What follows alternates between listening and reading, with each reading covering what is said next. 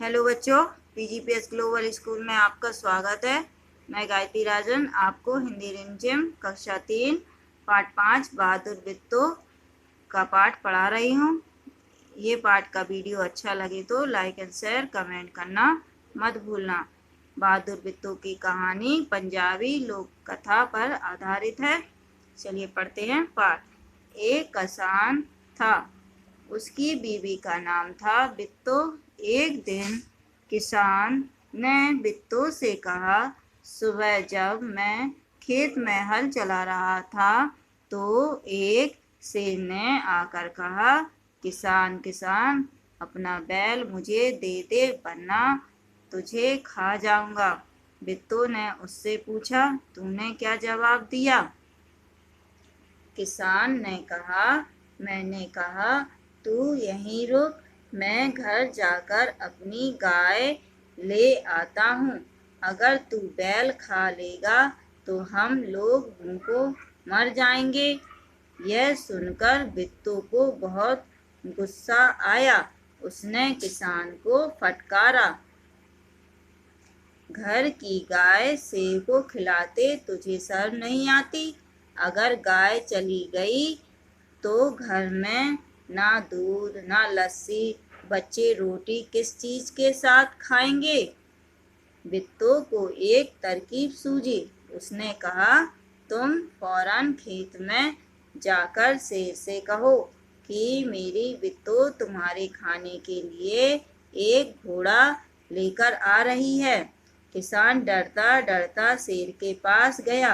उसने कहा, शेर राजा, हमारी गाय तो बड़ी मरियल है, उससे तुम्हारा क्या बनेगा? मेरी बीवी अभी तुम्हारे लिए एक मोटा ताजा घोड़ा लेकर आ रही है। बिट्टो ने सिर पर एक बड़ा सा पगड़ बांधा और हाथ में दराती लेकर घोड़े पर सवार हो गई। घोड़ा दौड़ाती वह खेत पर पहुंची और जोर से चिल्लाई, अरे किसान, तू तो कहता था कि तूने 4 शेरों को फांस कर रखा है, यहाँ तो सिर्फ एक ही है, बाकी कहाँ गए? फिर वह घोड़े से उतरकर शेर की तरफ बढ़ी और कहने लगी, अच्छा कोई बात नहीं, नाश्ते में एक ही शेर काफी है। इतना सुनना था कि शेर डर के मारे कांपने लगा और भाग खड़ा हुआ। यह देखकर बिट्टो बोली, देखा, इसे कहते हैं हिम्मत। तुम तो इतने डरपोक हो कि घर की गाय शेर के हवाले कर रहे थे। उधर हमारे मारे भूख के शेर की आंतें झटपटा रही थी। एक भेड़िए ने पूछा, महाराज, क्या मामला है? आप आज बहुत उदास दिखाई दे रहे हैं। शेर ने कहा, कुछ ना पूछो, आज मुश्किल से जान बची है। आज एक ऐसी राक्षसी से पाला पड़ गया जो रोज सुबह 4 शेरों का नाश्ता करती है। यह सुनकर भेड़िया बहुत हंसा। वह सुबह झाड़ी में छिपकर सारा तमाशा देख रहा था। उसने कहा, भोले बादशाह, वह तो बिट्टो थी जिसे आपने राक्षसी समझ लिया था। आप इस बार फिर कोशिश करके देखिए।